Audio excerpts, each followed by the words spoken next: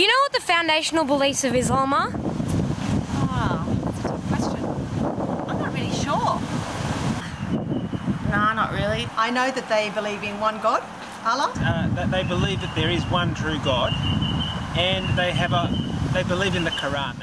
So what actually are they? First, the principle of submission. All beliefs and practices in the Islamic tradition are acts of submitting to God. University lecturer in Islamic studies, Professor Mehmet Özalp, understands submission as a devotional commitment to God. If God is the creator of the universe, as human beings we have a particular role and purpose to fulfill. This purpose is to recognize God and to express that recognition in acts of worship.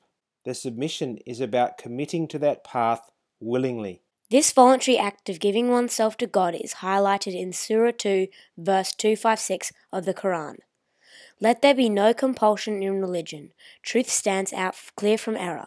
Whoever rejects evil and believes in Allah has grasped the most trustworthy handhold that never breaks, and Allah hears and knows all things. Second is Tawheed. Tawheed is the belief that everything on earth is created by God, who is the sustainer of the universe and the sole source of its guidance. Tawheed instructs Muslims that there is only one God, one truth, one human race, one heaven, and one hell. God, therefore, is all-knowing and all-powerful. The Quran proclaims this image of God throughout. However, chapter 112, verses 1 to 4, conveys this message clearly. Say, He, God, the one of absolute unity, God, the eternally besought of all. He begets not, nor is he begotten, and comparable to him there is none. This all-powerful depiction of God is reflected throughout the entire Islamic tradition, but its resonance within the belief in Al-Qadar is most important.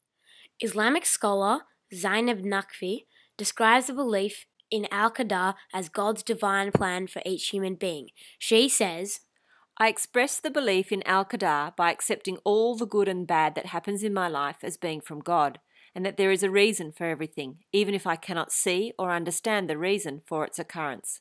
Zainab goes on to explain the story of being in 2 major car accidents and coming out of those without a scratch. She said, After 2 close calls with death, I decided to start wearing the headscarf or hijab and changed my focus and outlook on life, concentrated on learning about my religion and understanding this plan that God has for me. Professor Özalp says that Qadar is a multidimensional concept that is one of the most challenging to understand. The idea that God knows everything is essential to the faith and the way adherents act towards the world and one another. One of the most important parts of the idea of Qadar for a Muslim is that all of their actions and thoughts are known by God. This brings about a sense of self-monitoring, a wish to correct oneself in order to please Allah.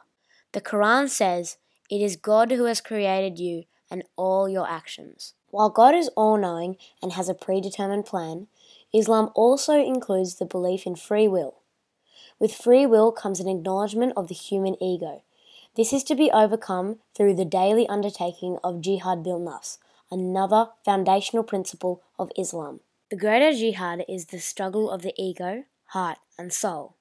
This internal struggle within oneself is the hardest principle in Islam to uphold.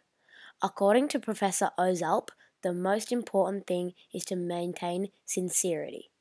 He says that he often tries to monitor himself and questions his motives. Why am I doing this? What is my purpose? Why did I say that? This monitoring keeps the ego in check and allows a focus on devotion and submission to God. The idea of overcoming the ego is referred to in the Hadith.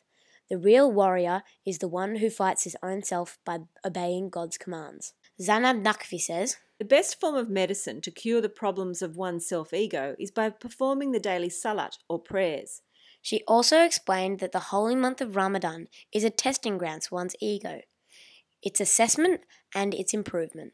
This routine of fasting for 30 days is a true evaluation of one's faith and endurance and practicing of the greater jihad.